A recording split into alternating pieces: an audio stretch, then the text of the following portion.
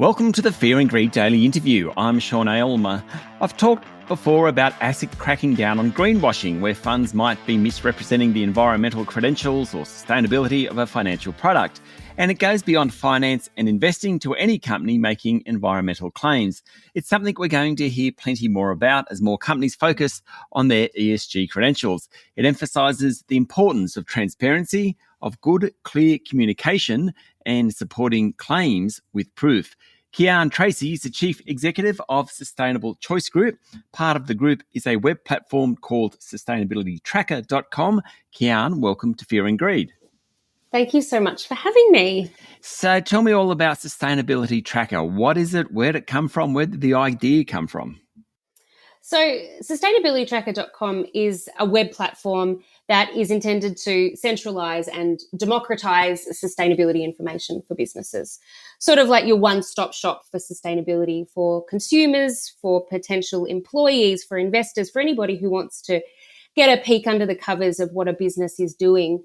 And it gives businesses an opportunity to communicate and talk about the things that they're doing without having to put it on a billboard and risk that they're greenwashing, but actually having all of the information published on a public platform. And it's designed in line with the ACCC's guidelines around greenwashing to help business. It's sort of got guardrails in it to help businesses avoid greenwashing as they're uploading content to it. The idea came about 3.5 years ago. I'm a media and marketing person by trade and working with some clients who wanted to do marketing campaigns around sustainability. And at the time, I didn't know anything about it. And I said, it feels a little bit risky. Give me a bit of time to look into it and see if we should be sort of doing a big marketing campaign around this. And I said, I don't think we're ready for that yet because there's still a few things to tick off. And then my client said to me, well, where do we put this information? How do we tell our story? How do we get it out there? And I said, I honestly don't know. Let me go and look into it. And I started looking for this central web platform to publish this data, and it didn't exist. And I felt that it should and that it would one day. And all of a sudden, I was on my way building it. So, yeah, it sort of just sprung from an idea one day. And then minutes later, I was writing a brand strategy on how we were going to do it. Wow, okay. So let's take me through how it works. I know John West, the seafood company, is on the platform. Maybe you could use that as an example of how sustainabilitytracker.com works. So it's a search platform. So you can go in there and search for particular brands if you're interested in looking up a particular brand. If you want to understand the credentials of one of your favorites, you can search that way. Or you can look up tuna, for example, and you can see which brands on our website have tuna. And the idea is a business will publish the credentials that they have, what is true and what they have. And so it's different for every different business. In the case of John West, they publish information about the Marine Stewardship Council and how they operate, how they source the seafood that they put into a number of the brands their parent company Simplot owns, and how they source more responsible seafood. And then in other cases of other businesses, it might be that they are carbon neutral and they might want to have that report available of their carbon neutrality. Others might be B Corp certified, and so they can put that on their profile. So it's really about saying, there's no one size fits all approach. And there are hundreds of different frameworks and SBTIs and all sorts of different ways that, different businesses report on their sustainability. So we haven't restricted that as to sort of how you must do it. It's about being transparent about what you have. And then, as I mentioned earlier, with regards to supporting those claims, we have tools in there where you can upload your certificate, where you can break things down by their product life cycle, where you can upload your reports so that it's all on a single destination. It's easy to manage and it's on a public platform where anybody can access it, so that consumers can find it, so that you can put your hand up and say, we're not perfect, but here's what we've got. We're transparent about it. We've got nothing to hide. And I think that's what's the biggest thing that's happening right now, is about this crippling fear for businesses to talk about sustainability because they're not finished. And there's no such thing as finished. So, it's about starting the conversation. Okay, so the provenance of what the companies are saying, we are relying on the companies, but it sounds like that you're encouraging them to upload and provide the proof as well. Is that right? Correct. Yep. It's a self-reporting tool. So obviously there are parameters around the level. They may need to be completely honest and they sign a whole bunch of agreements around that. But we allow the businesses to self-report, to upload their own information, to communicate the way that they want to. And yes, and it's designed that they can upload the certificates and the proof. So if they say they're carbon neutral, for example, this is where you can put your reports and your certificates and your third-party certifiers to show that that's actually true. Okay. Have you had a lot of interest from both companies and then also from the public or people who potentially want to know information about the green credentials of an organisation or an asset? Yeah, it's been really varied, I think. So there's a lot of consumer interest in things like fashion, of course. Mm-hmm. There's a movement around FMCG as well. I think people are starting to think a lot more about what's in their trolley. But I think also what we're finding more than we probably expected is that businesses who are wanting to look more into their supply chains as well and just be able to understand who's aligned with the work that they do. So the way that the platform works is that it could connect you. So in the case of John West, if you're a member of the Marine Stewardship Council, which they are, the Marine Stewardship Council has a page on our platform with all of their members. So it's about building this network and connecting businesses together so that they can see, where they stack up against others, I guess, and who else is in their community and has aligned values. Stay with me, Kiarne. We'll be back in a minute.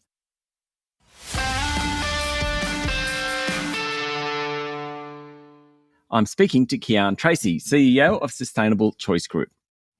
Are you seeing it's interesting with the companies coming on board, is there a big diversity of how people are thinking about ESG? I don't want to say greenwashing, but I mean the sort of the greenhushing concept.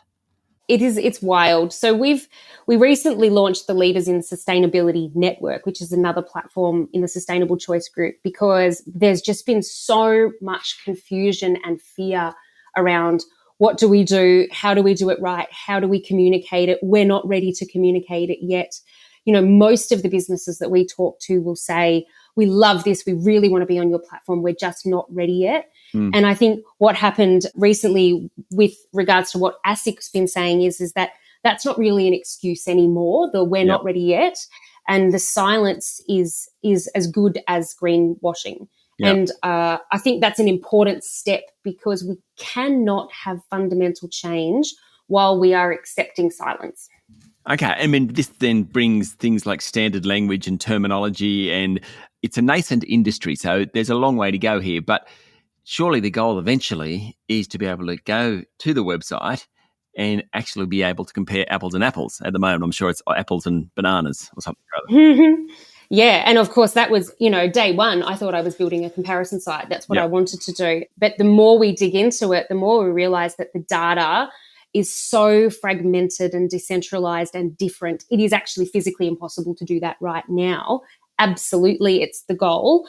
What I thought we would be building, I still think we are, but I think that the industries are so far behind being ready to actually have this like for like information. We're getting closer, and the ACCC has recently shared some ideas around what they consider to be greenwashing. And it's helpful for us because it means that we got some guidelines coming about what is right and wrong. And we've been able to build that into the platform. What we've actually got coming up, possibly in the next couple of weeks to be released, is a little tool that as you're adding words into it, it'll start telling you, it'll flag if something is an ACCC suggested greenwashing term. So, if you say this is a much greener alternative, we'll put a little flag on there that says, you might want to check that. For example. Oh, that's interesting. Now, I mean, just quickly, your business model, the companies pay to be on the tracker? They do, yeah. It's an annual membership fee. Okay. You mentioned that you had a background in marketing earlier on. It just piqued my interest in terms of using ESG and green credentials to market products. And there seems to be, certainly in the investing world, there's a lot of that. But even outside the investing world, there seems to be a lot of marketing via ESG, or at least using ESG. Yes. And I think it's problematic for so many reasons. I'm the biggest advocate of you shouldn't be silent and you shouldn't be silenced. But also the use of it in marketing, I think one of the big things that gets missed in all of the education around what is greenwashing and what isn't greenwashing, I think, is context. For me, if you've built a solar farm and that's, 10% of your energy usage, that's awesome. That's a good news story.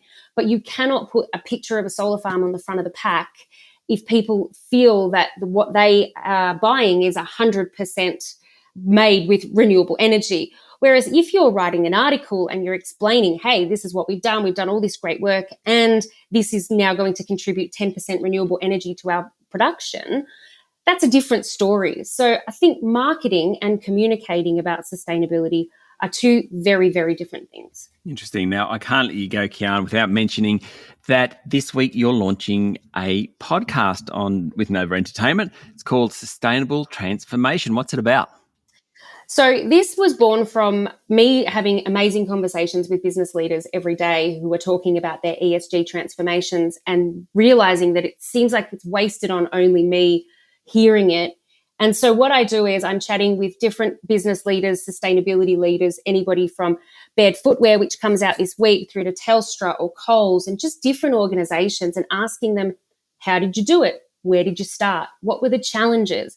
So that other businesses can learn from that experience, and maybe so that we as consumers can start to understand the depth of work that goes into it and why some businesses make the choices that they make. Kiarne, good luck with that, and thank you for talking to Fear and Greed. Thank you so much for having me. I really appreciate it. That was Kiarne Treacy, Chief Executive Officer of Sustainable Choice Group. This is the Fear and Greed Daily Interview. Join us every morning for the full episode of Fear and Greed, Australia's most popular business podcast. I'm Sean Aylmer. Enjoy your day.